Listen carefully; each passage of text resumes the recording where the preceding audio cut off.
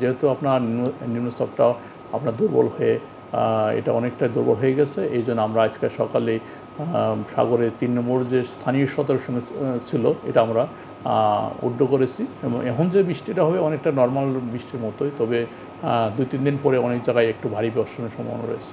আকাশে যদি বর্জ্য শব্দ শোনা যায়, অর্থাৎ থান্ডারিং মেঘের যদি শব্দ শোনা যায়, তাকে সাথে সাথে তাকে নিরাপদ স্থানে চলে যেতে হবে, অর্থাৎ তার অবস্থান হচ্ছে সবচেয়ে নিরাপদ। যে নিম্নচাপের পূর্বাভাস ছিল, নিম্নচাপ ইতিমধ্যে শেষ হয়ে গেছে, যেটা গত পরশুদিন একটা নিম্নচাপ হয়েছিল। তারপরে এটা গ্র্যাজুয়ালি এটা ওয়েস্ট বেঙ্গল এবং বাংলাদেশের সুন্দরবন এইসব এলাকাতে ওঠে, তারপর এটা উত্তর পশ্চিম দিক সরে যায়, অর্থাৎ বিহার উড়িষ্যা হয়ে বর্তমান এটা সুস্পষ্ট লঘুচাপ হিসেবে মধ্যপ্রদেশে আছে।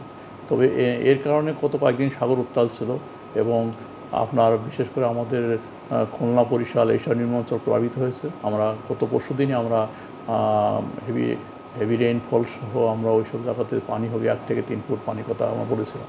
এবং তবে আজকে যেটা হচ্ছে, যেহেতু আপনার নিম্নচাপটা আপনার দুর্বল হয়ে এটা অনেকটাই দুর্বল হয়ে গেছে, এই জন্য আমরা আজকে সকালে সাগরের 3 নম্বর যে স্থানীয় সতর্ক ছিল এটা আমরা উড্ড করেছি। মোটামুটি এখন সাগর অনেকটাই শান্ত রয়েছে। তবে যেটা হচ্ছে যে বৃষ্টিপাত, যেহেতু এখন পুরো বর্ষাকাল, এই সময় সারা দেশে এখনও বৃষ্টি হওয়ার সম্ভাবনা আছে, যেটা আজকে হালকা থেকে মাঝারি অনেক জায়গায়। তবে আগামীকাল থেকে আবার একটু একটু করে বৃষ্টি বাড়বে, কারণ এটা মৌসুমি বায়ু সক্রিয় লাভ করবে।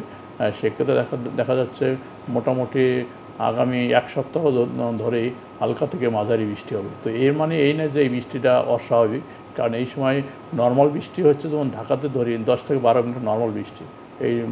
এরকম দক্ষিণ অঞ্চল, বিশেষ করে আপনার সিলেট এবং চট্টগ্রাম এইসব জায়গায় নর্মাল বৃষ্টি প্রায় 20-30 মিলিমিটার। এবং এখন যে বৃষ্টিটা হবে অনেকটা নর্মাল বৃষ্টির মতোই, তবে 2-3 দিন পরে অনেক জায়গায় একটু ভারী বর্ষণের সম্ভাবনা রয়েছে। যেহেতু এখন আপনার বাতাসে পর্যাপ্ত জলীয় বাষ্প থাকে, আপনার যখন বৃষ্টি হবে ওই সময়টা একটু ঠান্ডা লাগবে, কারণ এখনকার যে বৃষ্টিটা অনেকটা হচ্ছে আমরা যেটা বললাম যে উষ্ণ বৃষ্টি বা ওয়ার্ম রেইন বলা হয়, কারণ এই সময় মেঘের হাইটটা নর্মালি কম থাকে। তবে মাঝে মাঝে আবার দেখা যায় যে, যেমন গত কয়েকদিন আগে থান্ডারিং অ্যাক্টিভিটি প্রচুর বজ্রপাত হয়েছে, কিন্তু ওই সময় যখন বৃষ্টি হবে, অর্থাৎ মেঘের হাইট যদি কোনো কারণে বেড়ে যায় বা যদি মানে অ্যাটমসফিয়ারিক কন্ডিশনের কারণে যদি মেঘের হাইট বেড়ে যায় এবং থান্ডারিং অ্যাক্টিভিটি হয়, সেই সময় বৃষ্টি অনেকটাই ঠান্ডা থাকে। আবার যেটা হয়, বর্ষাকালে যদি টানা বৃষ্টি হয়, যদি মৌসুমী বায়ু অতি সক্রিয় হয়, সেক্ষেত্রে টানা 2-3 দিন টানা বৃষ্টি হয়, সেই সময় তাপমাত্রা অনেকটা সহনীয় পর্যায়ে থাকে। মার্চ, এপ্রিল, মে মাস না, ইদানিং বর্ষাকালে এই যে বর্জ্য মেঘ বা এই যে আপনার বিদ্যুৎ চমকাংশ যে মেঘটা হয়, যার কারণে অনেক কৃষকরা ক্ষতিগ্রস্ত হয় এবং জানমালের ক্ষতি হয়, এবং এটাও মাঝে মাঝে হবে, তবে এটা টানা হবে না বর্ষাকালে। তবে বর্ষাকালে যে সময় আপনার মেঘের হাইটটা বেড়ে যাবে, সেই সময় এই জন্য বর্জ্য মেঘ হবে না। আমরা সবসময় বলি যে এই যে বর্জ্য মেঘটা, এটার হচ্ছে ফোরকাস্টটা অনেক শর্ট টাইমে করা হয়, এটা 5 থেকে 6 ঘন্টা বা অনেক সময় 3-4 ঘন্টা আগে বোঝা যায়। এক্ষেত্রে যে জিনিসটা হচ্ছে মানুষের অ্যাওয়ারনেস অর্থাৎ সচেতনতা অনেকটা গুরুত্বপূর্ণ।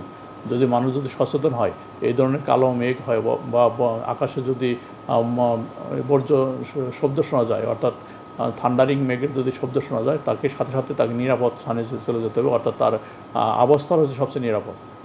যে সবচেয়ে বিপজ্জনক জায়গা হলো মাঠে যদি যে কাজ করে ওই সব জায়গাতে থান্ডারিং পড়ার সম্ভাবনা অনেক বেশি। তাই এই ধরনের যদি মেঘ দেখে, যে আকাশ কালো মেঘ, অর্থাৎ আপনার বিদ্যুৎ চমকানো দেখা যাচ্ছে, শব্দ শোনা যাচ্ছে, সাথে সাথে সে কাজ না করে সে নিরাপদ তার বাড়িতে বা ঘরের ভিতরে অবস্থান করবে।